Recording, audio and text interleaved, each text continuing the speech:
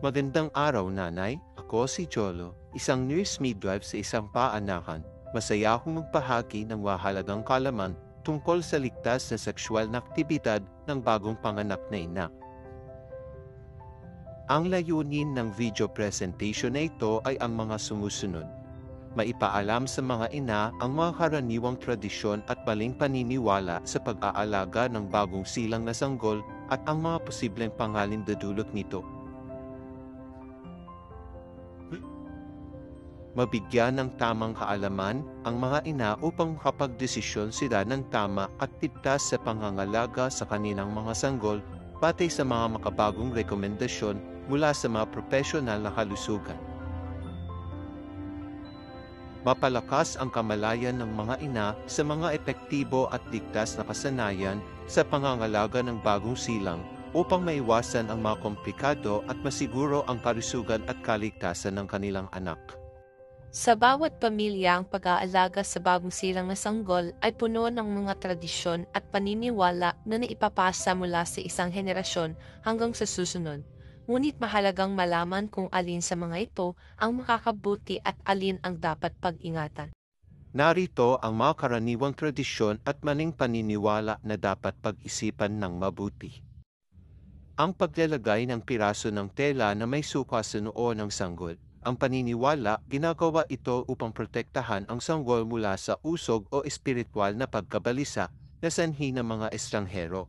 Ang katotohanan, bagaman ito ay bahagi ng kultura, mahalagang malaman na ang pag-iyak ng sanggol ay normal at maaaring senyales ng discomfort o sakit. Dapat bigyan ng atensyon ang mga sintomas na tila hindi karaniwan.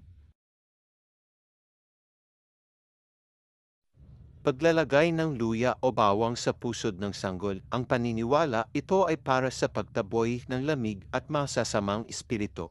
Ang katotohanan, ang ganitong mga substansya ay maaaring magdulot ng iritasyon o impeksyon. Ang tamang paraan ay panatilihing malinis at tuyo ang pusod at huwag lagyan ng anumang bagay maliban kung inirekomenda ng doktor.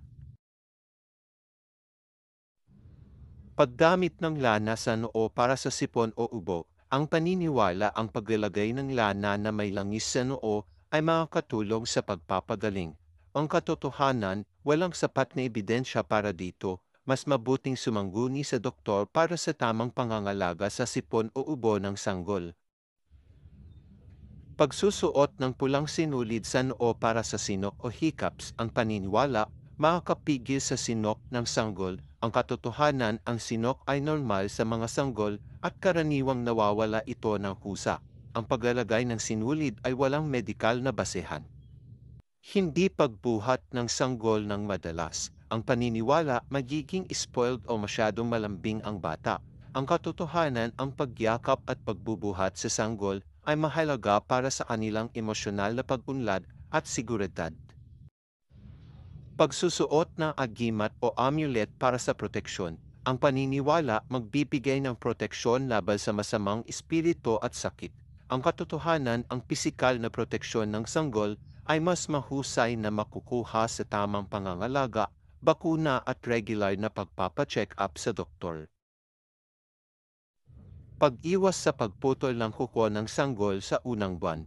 Ang paniniwala, nagdudulot ito ng malas o hindi magandang kapalaran. Ang katotohanan, ang hindi pagputol sa kuko ay maaaring magdulot ng aksidenteng pagkakamot sa mukha.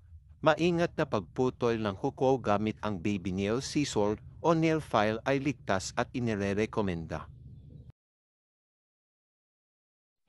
Mahalaga ang tamang kaalaman sa pangangalaga ng mga bagong silang na sanggol.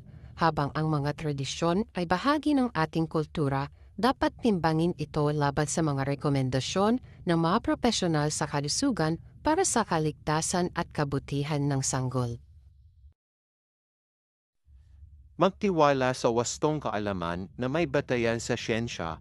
Ang tamang impormasyon at praktikal na pag-aalaga ay magbibigay sa iyong sanggol ng masigla at malusog na simula ng buhay.